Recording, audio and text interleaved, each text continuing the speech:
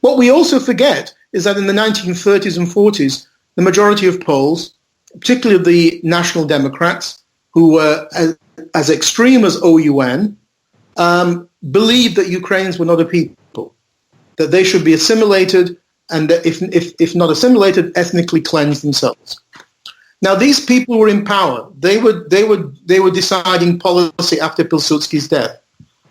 So that fact that Ukrainians were not recognized as a people by the Polish side, which was similar to what the Russians still today, was a major factor in this entire conflict. The other thing which I've never seen as well brought out, which is interesting to me, is that civilians were used by paramilitaries or guerrilla forces on both sides. So Polish civilians and Ukrainian civilians were involved in the atrocities. And secondly, that there were policemen from both communities working for the Nazis. Sometimes it's usually always the Ukrainians were the Nazi policemen. Never hear anybody talking about the Poles as policemen for the Nazis.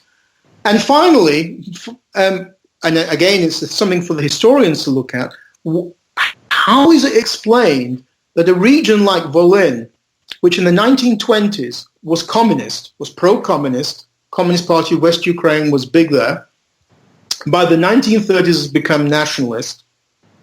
And this is a region where social problems, socioeconomic problems, religious, because it was Orthodox, it was anti-colonialism against Polish settlers, and ethnic, all came together in this terrible conflagration that took place in World War II.